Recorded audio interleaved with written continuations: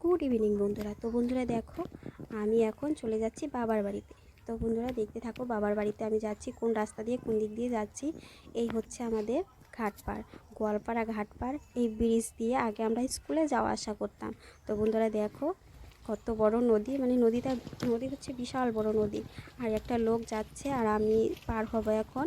যেহেতু আগের থেকে অভ্যাস আছে যাওয়া আসা করার, বেশি একটা ভয় লাগবে না। আর সামনের দিকে ব্রিজটা একটু দেখা যাচ্ছে ভাঙা, তো জানি না।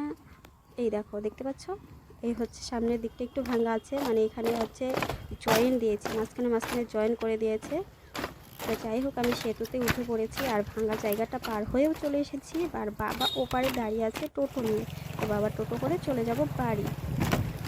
দেখতে পাচ্ছ, আর এই যে মাঝখানটায় সে খুব সুন্দর। আর ওই পাশে একটা ব্রিজ ছিল, আর এই হচ্ছে নৌকো। এই নৌকো দিয়ে পার হতাম। আর এই যে দেখতে পাচ্ছ মাঝখানটা, এই মাঝখানটাই হচ্ছে ভালো, নতুন করেছে হয়তো। তো দেখতে পাচ্ছ মাঝখানটা নতুন করেছে। আর একদমই চলে এসেছি প্রায় আর 2-3 মিনিটের মতো। তো যাই হোক, পার হয়ে চলে এসে বাবার টোটোতে বসে পড়েছে আর বাবা নিয়ে যাচ্ছে বাড়ি।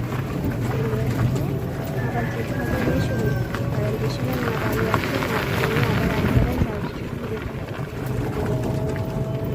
দেখি রেশনে কী কী কাজ আছে, কী কী লাগে। দেখো, রেশনের আটা, রেশনের চাল সব কিছু কিনে নিয়েছে।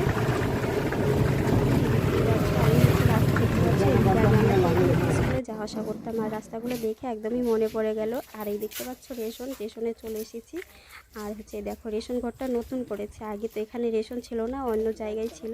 তো দেখো, বাবা বাইরে টোটোটা দাঁড়া করিয়ে রেখেছে আর বাবা পিছনে আসছে, আমি সামনে চলে এসেছি। মা বলছে যে তাড়াতাড়ি চল, আরেক জায়গায় যেতে হবে।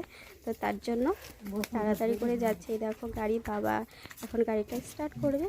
তো দেখো, নতুন রেশনটা ভালোই লাগলো। এই জায়গায় রেশন হয়েছে, খুব ভালো হয়েছে। তো বন্ধুরা যাই হোক, সমস্ত কাজ করে আবার চলে এসেছি আরেক জায়গায়।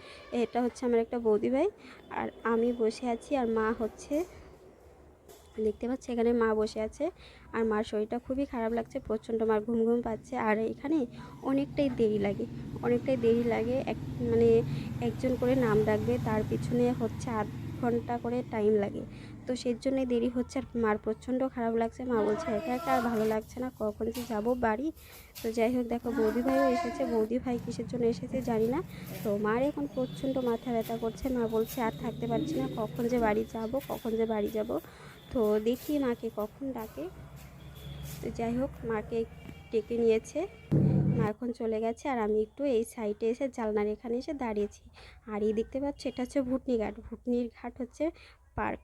তো ভুটনি ঘাটের পার্কটা দেখালাম। তো মাকে ডাকলো, বলে কি তুমি একটু পরে আসো। তো তাই মা আবার চলে এসেছে।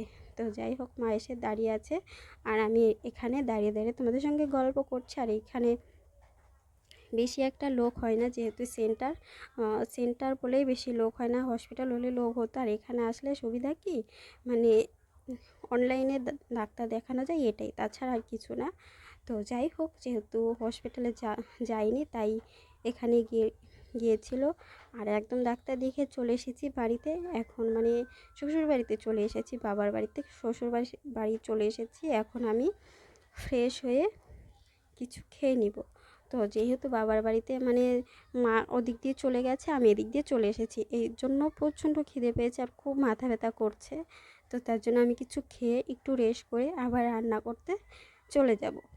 তো যাই হোক বন্ধুরা, তোমরা সকলে ভালো থেকো, সুস্থ থেকো। ভিডিওটা বেশি বড় করবো না, আজকের মতো এখানেই শেষ করলাম। টাটা বন্ধুরা, তোমরা সকলে খুব ভালো থেকো।